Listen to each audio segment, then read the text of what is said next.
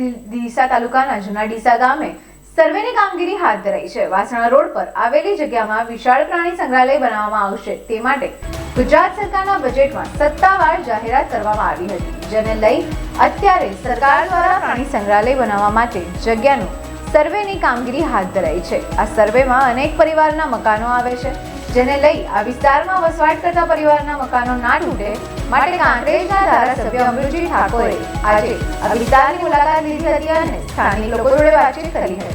બાંહેધરી આપી છે કે સરકાર દ્વારા કોઈ પણ પ્રકારે મકાન હટાવવા માટે નોટિસ આપવામાં આવશે તે સમયે આ પરિવારોને બચાવવા માટે મોટું આંદોલન કરવું પડશે, પરંતુ અહીં વસવાટ કરતા લોકોના મકાનો નહીં તૂટવા દઈએ તેવું જાણવા મળ્યું છે।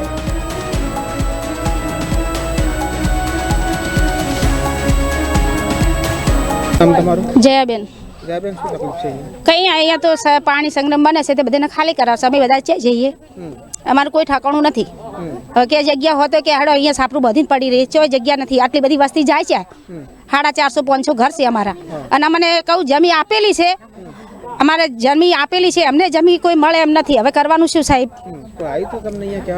એ લખીને ગયા છે, તેના ઉપર કઈ અમે એક્શન લઈ શકો કે ના લઈ શકો એ તમે કહો, એમ અમારે કરવું છે। અમારે આ જમીન છોડવી નથી, બને તોય અમારે છોડવી નથી, અમારી જગ્યામાં અમે ચાલીએ નહીં તો। ઓકે શું નામ તમારું? અંજુબેન બાબાભાઈ પોંદડિયા। શું તકલીફ છે અહીંયા? ઘણી સાહેબ તકલીફ છે। હવે અમને ઘર ખાલી કરાવી અમારે કે ડેરા લઈને નાખવા, મજૂરી કરીને પેટ ભરો છે, કોઈ જમીનથી જાગીરથી ગામમાં શેમમાં ક્ષેત્રથી ગામમાં કરતા નથી સાહેબ, અમારે જવું જ બાજુ। હવે આ જંગલ બને છે તો અમે જ્યાં બાળ બચ્ચા લઈ જાય છે હમણાં, હે કેમના જવું કહો? અને અમારે આ જંગલ છોડીને જવું અમે મરો કે જોલી રહો? હા, અમે આ જગ્યા છોડીને જઈએ, બીજા તો દાશે નહીં, બાર ગામમાં અમે જવા નથી, અમારે શું ડીસા છોડીને સાહેબ। સાહેબ આજે નવાપરા વિસ્તારમાં આપણે મુલાકાત લીધી છે, શું પ્રશ્ન છે લોકો? આમ તો અમારા કોંગ્રેસના મજબૂત આગેવાન ભાઈ ગૌતમભાઈ છત્રાલિયા, જે મારી કાંકરેજ વિધાનસભા મત વિસ્તારમાં એમનું વતન છે, ને એમનો 3 દિવસ પહેલાં ફોન આવ્યો હતો કે સાહેબ ડીસાની અંદર પ્રાણી સંગ્રહાલય બને છે, અને પ્રાણી સંગ્રહાલયની બાજુની અંદર 501 ઘરની વસાહત છે, અને આ વસાહતને કંઈક તોડી નાખવાની છે પ્રાણી સંગ્રહાલય માટે થઈને, એવા આછા પાતળા સમાચાર છે। તો સાહેબ તમે આ બાજુ આવો તો જરાક વિસ્તારની મુલાકાત લેજો। એ સંદર્ભે હું આજે જૂના ડીસા નવાપુરા વિસ્તારમાં અહીંયા સૌ પરિવારો છે એમની વચ્ચે આવીને થોડીક એમની જે કંઈ નાની મોટી વાતો તે સાંભળી છે।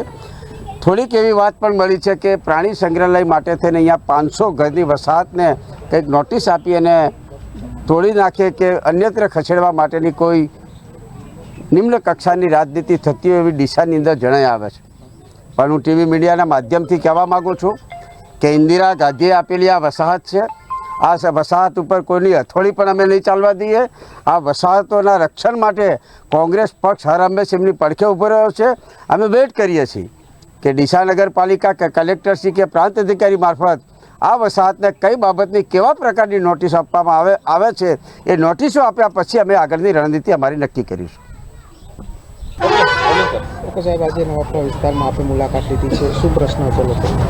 આમ તો અમારા કોંગ્રેસના મજબૂત આગેવાન ભાઈ ગૌતમભાઈ છત્રાલિયા, જે મારી કાંકરેજ વિધાનસભા મત વિસ્તારમાં એમનું વતન છે, ને એમનો 3 દિવસ પહેલાં ફોન આવ્યો હતો કે સાહેબ ડીસાની અંદર પ્રાણી સંગ્રહાલય બને છે, અને પ્રાણી સંગ્રહાલયની બાજુની અંદર 501 ઘરની વસાહત છે, અને આ વસાહતને કંઈક તોડી નાખવાની છે પ્રાણી સંગ્રહાલય માટે થઈને, એવા આછા પાતળા સમાચાર છે। તો સાહેબ તમે આ બાજુ આવો તો જરાક વિસ્તારની મુલાકાત લેજો। એ સંદર્ભે હું આજે જૂના ડીસા નવાપુરા વિસ્તારમાં અહીંયા સૌ પરિવારો છે એમની વચ્ચે આવીને થોડીક એમની જે કંઈ નાની મોટી વાતો તે સાંભળી છે। થોડીક એવી વાત પણ મળી છે કે પ્રાણી સંગ્રહાલય માટે થઈને અહીંયા 500 ઘરની વસાહતને કંઈક નોટિસ આપી અને તોડી નાખે કે અન્યત્ર ખસેડવા માટેની કોઈ નિમ્ન કક્ષાની રાજનીતિ થતી હોય એવી ડીસાની અંદર જણાઈ આવે છે।